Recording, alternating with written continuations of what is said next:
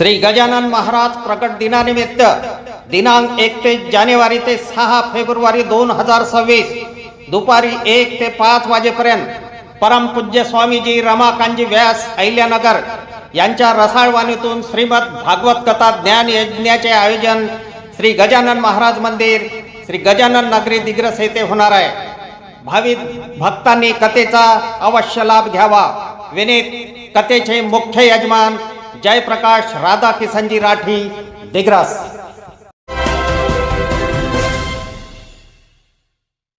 नमस्कार, मी सुरेश चिरडे। आपण पाहतात महाराष्ट्र 24 न्यूज। दीनबाई शिक्षण संस्थेचे प्रजासत्ताक दिनानिमित्त शारीरिक कवायत व एनसीसी पथसंचलन संपन्न। ऑपरेशन सिंदूर, नारी शक्ती सन्मान, मानवी मनोरा, लेझिम पथक ठरले अविस्मरणीय। आज दिनांक 24 जानेवारी रोजी दिग्रस येथील दीनबाई विद्यालय व नारायणराव उर्फ भाऊसाहेब उरवलीकर उच्च माध्यमिक विद्यालय विज्ञान दिग्रस व मोहनाबाई कन्या शाळा दिग्रस यांचा प्रजासत्ताक दिनानिमित्त शारीरिक कवायत व एनसीसी पथसंचलन संपन्न झाले। विद्यार्थ्यांनी ऑपरेशन सिंदूर, नारी शक्ती सन्मान, मानवी मनोरा, लेझिम पथक अविस्मरणीय ठरले। या कार्यक्रमात संस्थेच्या अध्यक्षा मीनाताई चंद्रशेखर महिंद्रे पाटील, उपाध्यक्ष सत्यनारायण मनियार, सचिव सुहास महिंद्रे पाटील, कोषाध्यक्ष रघुराज सिंह चव्हाण, तालुका क्रीडा अधिकारी श्रद्धा घाडगे, पंचायत समिती दिग्रजचे गट शिक्षण अधिकारी मुकेश कोंडावार, लॉयन्स क्लब दिग्रजचे अध्यक्ष अनुप मोदानी, रोटरी क्लब दिग्रजचे अध्यक्ष अनुराग महिंद्रे पाटील, मंगेश दुद्दलवार, PSI देशमुख, वसंतराव येडकेसर, पत्रकार अफजल खान, पत्रकार जुबेर खान, पत्रकार लुकमान खान, दीनबाईचे मुख्याध्यापक कुंडकर, मोहनाबाई कन्या शाळेच्या मुख्याध्यापिका अनिता नगराळे इत्यादी मंचावर होते। याच कार्यक्रमात विविध क्रीडा व कला क्षेत्रातील नामवंतांचा सत्कार करण्यात आला। मोहनाबाई कन्या शाळेच्या मुख्याध्यापिका अनिता नगराळे यांनी प्रास्ताविक केले, तर श्रद्धा घाडगे, मुकेश कोंडावार, मीनाताई महिंद्रे यांनी आपले विचार व्यक्त केले। कार्यक्रमाचे संचालन दीपक बदुकले यांनी केले। विद्यार्थ्यांनी यावेळी आपापली शारीरिक कवायत प्रस्तुत केली।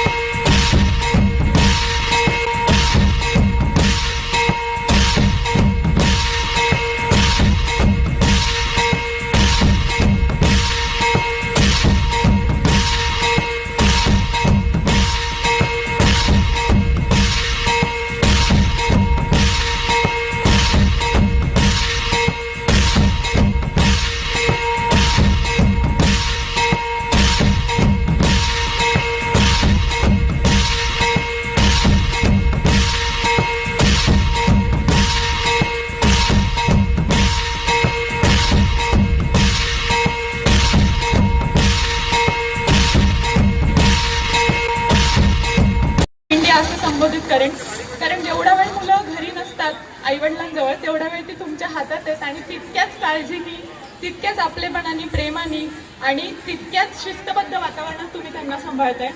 तर सर्वप्रथम तुम्हालाही मी वंदन करते. आणि या ठिकाणी उपस्थित सर्व माझे छोट्या छोट्या मैत्रिणी, माझ्या जिजाऊंच्या, सावित्रीबाईंच्या लेकी आणि माझे मित्र म्हणजे आमच्या शुभांचे मावळे. पण मावळे थंड पडलेत असं दिसतंय. आवित जोश काहीच नाही. अच्छा, बघूया आपण मुलं जास्त स्ट्रॉंग आहेत की मुली. आवित जोश.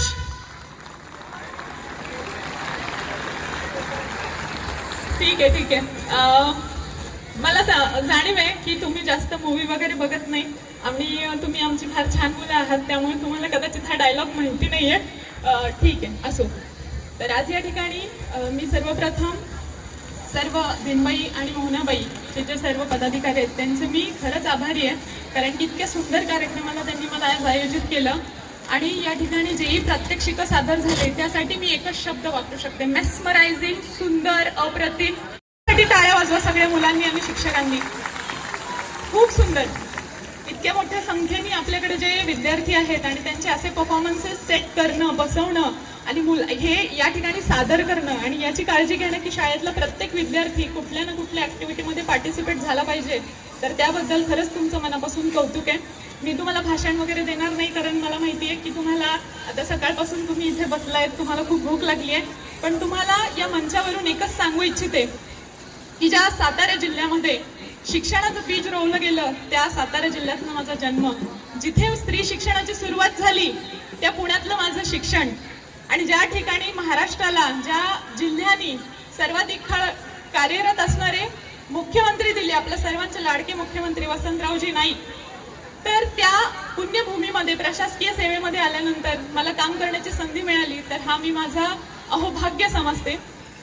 आणि आत्ताच या ठिकाणी विशेष मला एक गोष्ट नमूद करावीशी वाटते, ती म्हणजे इंटरव्ह्यूला मला एक प्रश्न विचारला होता की महाराष्ट्रामध्ये किंवा भारतामध्ये मुलींचं खेळातलं प्रमाण हे कमी आहे का. तर त्यावेळेला माझं उत्तर असं होतं की हो, ते कमी आहे. कारण पुणे मुंबईसारख्या शहरांमध्ये आम्ही ज्या वेळेला काम करतो या डिपार्टमेंटमध्ये, तेव्हा खरंच मुलांची आणि मुलींची संख्या मैदानावर बघितली तर त्याचा रेशो 60-40 असतो किंवा 30-70 असतो. पण आज जर कदाचित तुमच्या या कार्यक्रमाला आल्यानंतर मला हा प्रश्न विचारला असता तर मी असं उत्तर दिलं असतं की मुलींची संख्या ही खेळामध्ये जास्त आहे आणि मुलांची संख्या कमी आहे. या ठिकाणी ज्या तुमच्या राष्ट्रीय खेळाडू आहेत त्यांना बघितल्यानंतर मला जाणवलं. तर मी तुमचा जास्त वेळ घेणार नाही, फक्त एवढंच सांगेन सगळ्या विद्यार्थ्यांना या मंचाच्या माध्यमातून की आपलं तालुका क्रीडा संकुल हे पुसद बायपास रोडला आहे दिग्रसमध्ये, आणि इतकी सुसज्ज अशी इमारत जिथे खेळाच्या विविध सुविधा आहेत, बॅडमिंटन असेल, आर्चरी असेल, लॉन टेनिस असेल, मैदानी खेळ आहेत. तर मुलींनो आणि मुलांनो, तुम्ही सर्वांनी या सुविधेचा नक्की वापर घ्या आणि अधिकाधिक पदकं जी आहेत ती भारताला दिग्रसच्या माध्यमातून मिळावीत. आणि नक्कीच जसं श्रावणी डिके आहे किंवा आपल्या आर्चरीच्या ज्या दोन्ही मुली आहेत, तर त्यांनी जसं जुडो खेळातले आहेत, बॅडमिंटनची जी तुमची टीम आहे, तर मी अपेक्षा करते की येत्या काळात 2036च्या ऑलिम्पिकमध्ये भारताचं प्रतिनिधित्व दिग्रसमधून होणार आणि ते या दोन संस्थांच्या माध्यमातून होणार. मी अशा अपेक्षा व्यक्त करते. जय हिंद, जय महाराष्ट्र. आपण सर्वजण जमलेलो आहोत दिनबाई विद्यालयाच्या प्रांगणामध्ये दिनबाई परिवाराने आयोजित केलेल्या या नेत्रदीपक आणि चित्तथरारक अशा 26 जानेवारीच्या प्रजासत्ताक दिनाच्या पूर्वसंध्येला आयोजित या अतिपारिवारिक आणि उत्साही अशा कार्यक्रमामध्ये सर्वप्रथम मी आपणा सर्वांचं हसतमुखाने आणि अत्यंत आनंदाने स्वागत करते. नेत्रदीपक आणि चित्तथरारक अशा सर्व कवायती आणि सर्व क्रीडा प्रकार आपण इथे पाहत आलो. विशेष महत्त्व असं की यावर्षी आपण ऑपरेशन सिंदूर आणि ब्रह्मोस या दोन घटनांचं जे चित्रीकरण अत्यंत रम्यरित्या असं सादर करण्यात आलं. आणि नारी शक्ती को सलाम तर नारी शक्ती को सलाम खरोखरच अद्वितीय असं होतं. आपल्या संस्कृतमध्ये एक सुभाषित आहे, यत्र नार्यस्तु पूज्यन्ते रमन्ते तत्र देवताः. जिथे महिलांचा सत्कार होतो तिथे देवतांचा वास असतो. तरी आपली संस्कृती जी आहे ती पुरातन आहे आणि पूर्वीपासूनच आपल्या संस्कृतीने स्त्रियांना तेवढंच महत्त्व दिलेलं आहे आणि तीच परंपरा आपल्या देशामध्ये कायम राखण्यात आलेली आहे. आपण जेव्हा नवरात्र साजरं करतो तेव्हा आपल्याला माहित आहे की 2 राक्षसांचा वध करण्यासाठी सर्व देवांनी देवीला प्रार्थना केली की तुमच्याशिवाय हे काम कोणाला जमणार नाहीये, तुमच्याशिवाय हे काम कोणीही करू शकत नाही. आणि तेव्हा महालक्ष्मीने रौद्र रूप धारण करून महिषासुराचा संहार केला. तर असंच काहीसं व्योमिका सिंग आणि दुसरी पोलीस ऑफिसर सोफिया शेख, तर या 2 महिलांनी ते काम अत्यंत योग्यरित्या इथे ऑपरेशन सिंदूर आणि ब्रह्मोसचं सादर केलं.